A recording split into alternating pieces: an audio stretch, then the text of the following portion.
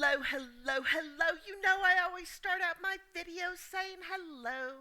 So, we're not going to do a slideshow presentation. I'm still kind of working out the kinks of that. We're just going to kind of have a conversation. We are talking about the work in my next, sorry. We are talking about my Flex Agent Week in Review for the pay period of 317 to 323 that pays out on 329. So it was kind of a partial week. I had some medical stuff going on, and I only work so much. So this week I did qualify for that first bonus, which is $250.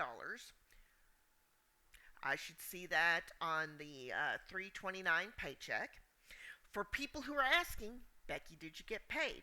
Now, normally what happens is Flex Agent will send the pay information on a Wednesday. They start payroll on their payroll on Wednesday. Gig Wage, if you have instant pay, will pay you on Thursday. If you have regular direct deposit, they start that process on Friday. Sorry, y'all. This is one of them days. If you see the clock, it literally is 5 in the morning. My butt is up. So I did get paid. I did get the instant pay.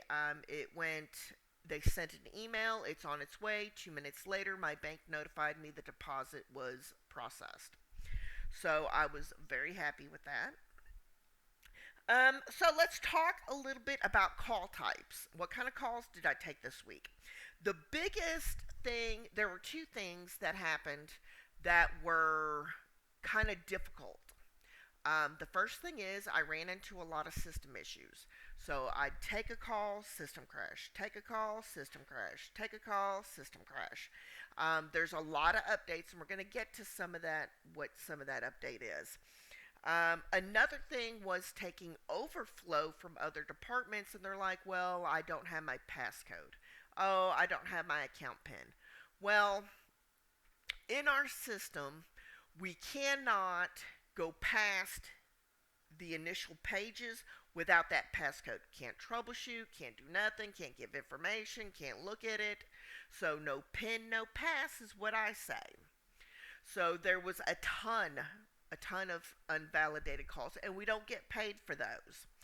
So I was like, oh man. So I had a bunch of calls that I took this week that I just didn't get paid for. No validation, no PIN. But it was still a success. I still got enough validated calls in the few hours that I worked this week that it makes my paycheck worth it. So, there's that. I don't allow myself to get overly frustrated with it if it looks like there's a lot of system issues or a lot of call overflow. Sometimes I just log off and work on other stuff. So there is that. So there was overflow from another department that over one of the nights did a lot of system shutdowns, shut down service to everybody that was overdue on their bill. So they're calling in, and it's like, my service is shut down. Okay. So, okay, Miss Smith, that's your passcode. Let's go ahead and look in the account. And you look in there, and they owe like $800. Oh, okay. Well, that's a billing issue. Now, I take calls for Tier 1 basic tech support. Stuff's broke, it don't work. I have received some training on billing issues. There are a ton of billing modules I will be doing over this weekend. Um, so there is that. However, billing pays differently, and I am not paid to take those calls. Now, there's some billing things, if they're short, sweet, and simple, that I'll go ahead and do. Otherwise, it's either a transfer, or if you don't want to transfer, self-service portal and the direct number to billing. Um, so yeah, there was a ton of them, a ton of those. So there was an update to our system. So when I looked into the website at flexagent.com, I noticed there was like, oh, keep your CSAT, your customer satisfaction scores, and keep earning. And I'm like, okay. And they had this little screenshot, and it was like now in Easy Flow, here's some suggested verbiage, here's some customer service skills for those of you that need some help or forget or just like, oh, you feel overwhelmed. Um, so yeah, so some of the extra training that I have been doing this week has been focused on some of the call types that I've been receiving. Not that I'm going to process those calls because they're from another department, but so that I can answer some basic information and then prepare myself for when I do take billing calls. So, one of the things was return label, and my stuff is broke. Do I have a warranty? So, you can go into the troubleshooter, the tech support troubleshooter, type in warranty, it broke, return label, and it'll pop stuff up. On the warranty, it will show um, the which phone lines have a warranty and which do not. There was a lot of account update type calls. Oh, by the way, Susie Q left the company and we need to change it to Mark Jones. And here's his email and information, and we want it attached to this number. There was a lot of, by the way, the decision maker on the account has retired. Oh, we have this new person. Let's update their information. So there was that. There was a lot of asking questions about, I don't receive a bill. I signed up for paperless because it gave me a discount. But I didn't receive a bill, and that's why I didn't pay my bill. So there was questions like that. So you go over, well, yeah, you can modify that to receive a paper bill, but you will not continue to receive your discount. So how long were my calls? My average call time, because there was a little bit more research, a little bit holding on the phone, talking to other departments, was 10 minutes. 10 minutes and 9 seconds. My average per hour was $29.56. I was able to avoid transferring to any other departments this week because we do have to wait for that one time pin, and that can add 10, 15, 20 minutes onto your call time.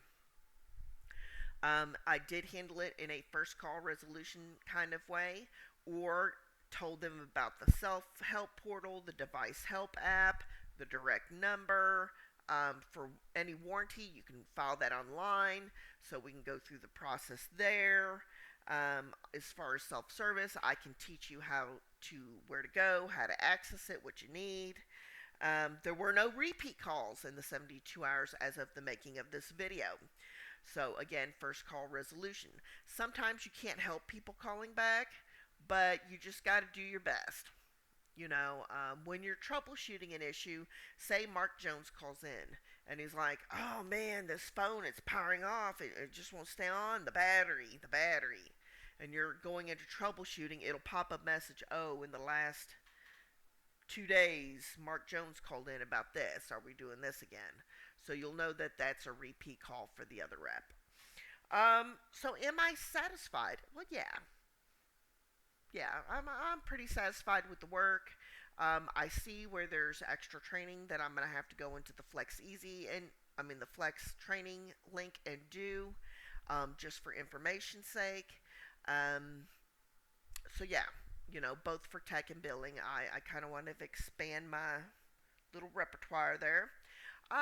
So yeah, I am overall very satisfied with the experience. It's a little frustrating. It's a little frustrating at times, and sometimes you just gotta log off. But if you're interested in knowing more about the position, the first link down below is to their website, where use the website to sign up. The second link below is to the Facebook group, and that is unofficial. It is an unofficial support group run by Miss Joe, and Miss Joe is the queen. She is the pioneer of the full-time hours. She is a workaholic. So if you have any questions about making this a full-time position, Admin Joe is the one to go. Within the first week, I'm going to brag on her. Within the first week, she went and did 100 plus calls. The first week, just bam, bam, bam, bam, bam, calls. So if you have any questions about making this a full-time position to pay the bills, to do this, to do that, then Miss Joe is the one you want to call. So thank you so much for watching this video. My name is Becky, and I will see you next time.